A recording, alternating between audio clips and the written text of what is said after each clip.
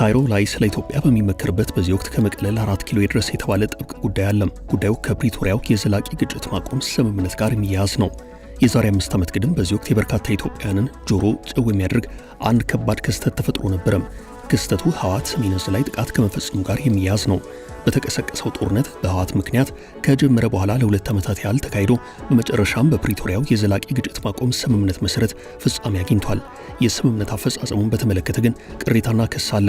በተለይ በስምምነቱ መሰረት ትጥቅ ይፈታል የተባለው ህወሓት ዋና የትኩረት ማዕከል ነበረ። ብዙዎች ህወሓት ትጥቅ አይፈታም በሚል ግምት ነበር መጨረሻውን በጉጉት የጠበቁት።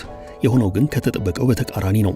ትጥቅ ይፈታል የተባለው ህወሓት ሳይፈታ ይበልጥ እንደታጠቀን የታወቀው ከኤርትራ ጋር ጥምረት ፈጥሯል። በዚህ ሁኔታ ህወሓት ባወጣው መግለጫ ከፌዴራሉ ጋር በቀሪ ስምምነቱ አፈጻጸም ጉዳዮች ላይ አደራድሮን ካላደራደራችሁ ሌላ ዙር ጦርነት እየመጣ ነው ብሏል። ጥሪው ህወሓት አንድ እግሩን 4 ኪሎ ሌላኛው እግሩን ደግሞ አስመራ ባደረገበት ሁኔታ መቅረቡ አነጋጋሪ ሳይሆን አይቀርም። እስከ ፍጻሜው አብራችሁን ቆዩ።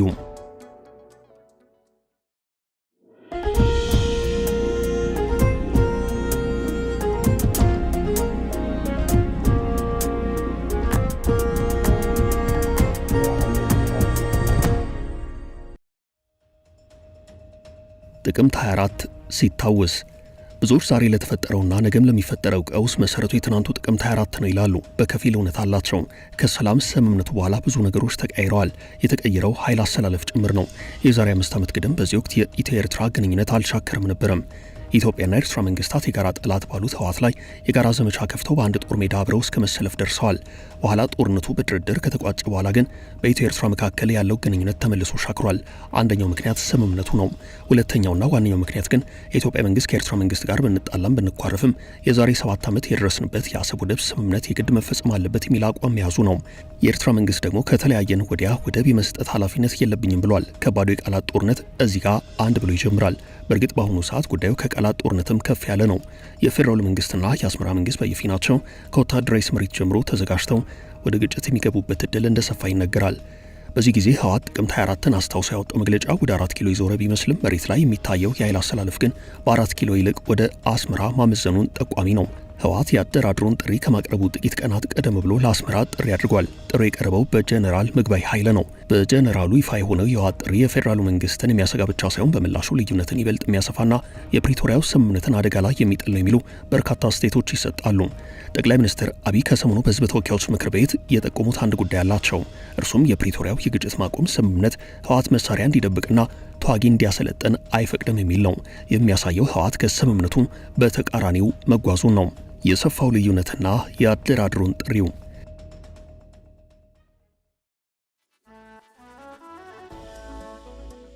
ህወሓት ራሱን እንደ ስምምነት አክባሪ ፌዴራል መንግስቱን ደግሞ እንደ ስምምነት ጣሽ አድርጎ እያቀረበ ነው። የፌዴራሉ መንግስት ህወሓት ያደረገውን በማድረግ ላይ ነው። ይህ ማለት ህወሓት በስምምነቱ መሰረት ትጥቅ አልፈታም፣ የፌዴራሉ መንግስት ግን ስምምነቱን አክብሯል የሚል ነው። ይህ የሚጠበቅ ነው። የትኛውም አካል ራሱን ጥፋተኛ አያደርግም። የሚያዋጣው ሶስተኛው ግን ወይንም ያደራደራቸው አካላት ዳግም ልዩነታቸውን በጠረጴዛ ዙሪያ እንዲፈቱ ማቀራረብ ነው። በዚህ ዙሪያ ህወሓት መግለጫ አውጥቷል። መግለጫው ፌዴራሉ መንግስትና ህወሓት ወደ ድርድር እንዲመጡ ይጠይቃል። ህወሓት የድርድር ጥያቄ ባቀረበበት ዕለት የአውሮፓ ህብረት በተመሳሳይ ባወጣው መግለጫ የፌዴራሉ መንግስትና የትግራይ ተደራዳሪዎች ወደ ንግግር ጠረጴዛ እንዲመለሱ ጠይቋል። ለ2 ዓመት የዘለቀውን ጦርነት የቋጨው የፕሪቶሪያው ግጭትን በዘላቂነት የማቆም ስምምነት መሰረት ተደራዳሪዎች ወደ ውይይት እንዲመጡ ከአውሮፓ ህብረት ጥሪ ቀርቧል። የአውሮፓ ህብረትና ኖርዌይ በጋራ መግለጫቸው በተለያየ ጎራ ሆነው እየተካሰሱ ያሉት ህወሓትና የፌዴራሉ መንግስት ወደ አዲስ ውይይት እንዲመለሱ ጠይቀዋል።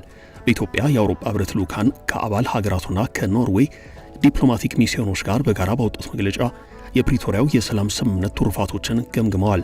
በግምገማቸው መሰረት መሰረታዊ አገልግሎቶችን ወደ ነበሩበት መመለስ፣ የሰብአዊ አቅርቦትን ማሻሻልና አንዳንድ ተፈናቃዮች ወደ ነበሩበት እንዲመለሱ በማድረጉ ረገድ የታየውን መሻሻል በበጎ በመጥቀስ የስምምነቱን ውጤት ለማሳየት ሞክረዋል።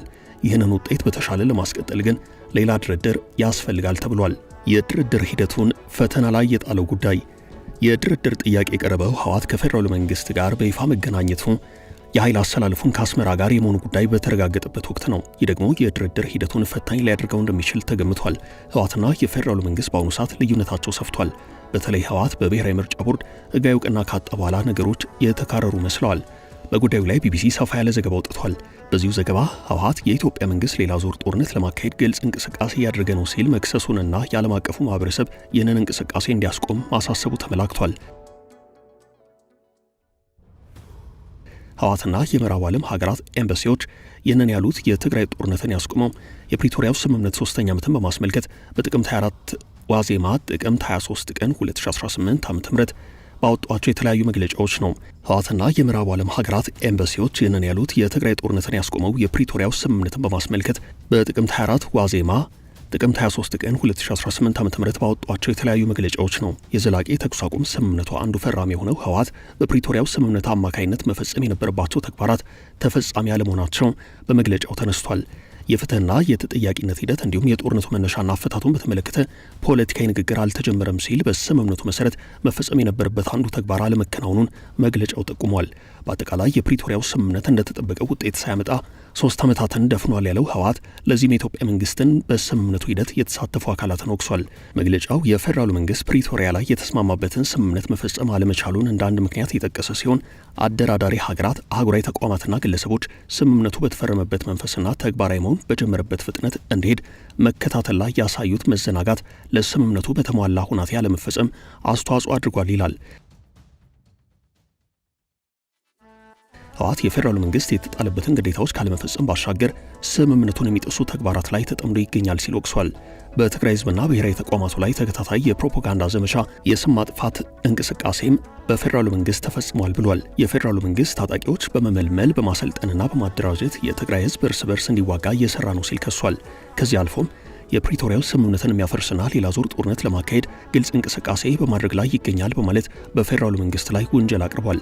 ህወሓት የፌዴራሉ መንግስት ሌላ ዙር ጦርነት ለመክፈት የሚያደርገው እንቅስቃሴ በሁሉም መልኩ በጣም የከፋ ጉዳት እንደሚያስከትል በመጥቀስ ማሳሰቢያ አውጥቷል። መንግስት በጦርነት የሚሟላ ፍላጎትም ሆነ የሚፈታ ልዩነት እንደሌለ አውቆ የፕሪቶሪያው ስምምነት እንዲፈጸም ኃላፊነቱን እንዲወጣና ፖለቲካዊ ንግግር እንደ መፍትሄ እንዲወስድ አሳስቧል። የዓለም አቀፉ ማህበረሰብ በበኩሉ በኢትዮጵያ መንግስት እየተቀጣጠለ ያለው ሌላ ዙር ጦርነት ለማስቆም የሚጠበቅበትን ሁሉ መፈጸም ይገባዋል ሲል ጥሪ አቅርቧል። አደራዳሪ ሀገራትና አህጉራዊ ተቋማት ለሁናቴው ትኩረት እንዲሰጡ ያሳሰበው ህወሓት የአፍሪካ ህብረትም የስምምነቱ ነባራዊ ሁናቴ ገምግሞ የተኩስ አቁም ስምምነቱ ወደ ዘላቂ ሰላም ስምምነት እንዲያድግ ጫና እንዲያሳድር እንጠይቃለን ብሏል። የፕሪቶሪያው ስምምነት የተፈረመበትን 3ኛ ዓመት በማሰብ መግለጫ ያወጡት በኢትዮጵያ የሚገኙ የአውሮፓ ህብረት አባል ሀገራትና የኖርዌይ ኤምባሲዎች በተመሳሳይ በፌዴራሉ መንግስትና በህወሓት መካከል ፖለቲካዊ ንግግር እንዲካሄድ ጠይቀዋል። በኢትዮጵያ የሚገኘው የአውሮፓ ህብረት ልዑክ ይህንን መግለጫ ካወጡት 22 ሀገራት መካከል ፈረንሳይ፣ ጣሊያን፣ ጀርመን፣ ቤልጅየም፣ ዴንማርክ፣ አየርላንድ እና ስፔን ይገኙበታል። ሀገራቱ ስምምነቱ ከተፈረመ በኋላ ለተከናወኑት መሰረታዊ አገልግሎቶችን መመለስ፣ ሰብአዊ አቅርቦት መሻሻል፣ የትጥቅ ማስፈታት ሂደት እንዲሁም መልሶ ማዋሃድና መበተን እውቅና እንደሚሰጡ ተናግረዋል። መግለጫው የተወሰኑ የሀገር ውስጥ ተፈናቃዮች እንዲመለሱ የማስቻል ተግባር መከናወኑን በመጥቀስ የኢትዮጵያ መንግስትና ህወሓትን ሲያመሰግኑም ታይተዋል። የዲፕሎማቲክ ልዑኮቹ በሰሜን ኢትዮጵያ በሰፊው ቀጠና ላይ ሰላምን ዘላቂ ማደግና የማጠናከር አስፈላጊነትን አጽንኦት ሰጥተዋል። በቀሪ ስምምነቱ ሂደቶች ላይ ገዛ ለማድረግ ዝግጁ መሆናቸውን የገለጹት ሀገራቱ ሙሉ ለሙሉ ካልተፈጸሙ ተግባራት መካከል የተፈናቃዮች መመለስን ጠቅሰዋል። ተፈናቃዮች ወደ ቀያቸው መመለስ ያለባቸው ዓለም አቀፍ ሰብአዊ ህግንና ምርጥ ተሞክሮዎችን በአሟላ አካሄድ መሆን እንዳለበት ጠቁመዋል። ተአማኒና ተጎጂዎችን ማዕከል ያደረገ የሽግግር ፍትህ ተፈጻሚነት ላይ ገዛ ለማድረግ ያላቸውን ፍላጎት ገልጸዋል። በኢትዮጵያ የሚገኙ የአውሮፓ ህብረትና የሀገራቱ ዲፕሎማቲክ ልዑካን አክለውም ከመጪው አጠቃላይ ምርጫ አስቀድሞ በስምምነቱ ፈራሚዎች መካከል ፖለቲካዊ ንግግር እንዲቀጥል ጥሪ አቅርበዋል። በግጭት የተጠቁ የሀገሪቱ ክፍሎች ከቁስላቸው እንዲሽሩ፣ ፍትህ እንዲሰፍን ለማድረግ ተጠያቂነት መኖር፣ የሰብአዊ መብት መከበር በተለይም የሴቶችና የሴት ልጆች መብት መከበር እርቅም አስፈላጊ መሆናቸውን አስገንዝበዋል። ሀገሪቱ ውስጥ እየተካሄዱ ያሉ ግጭቶች በውይይት እንዲፈቱ ባለድርሻ አካላት ሁሉ በሀገራዊ ምክክሩ ሂደት ገንቢ በሆነ መንገድ እንዲሳተፉ እናበረታታለን ብለዋል።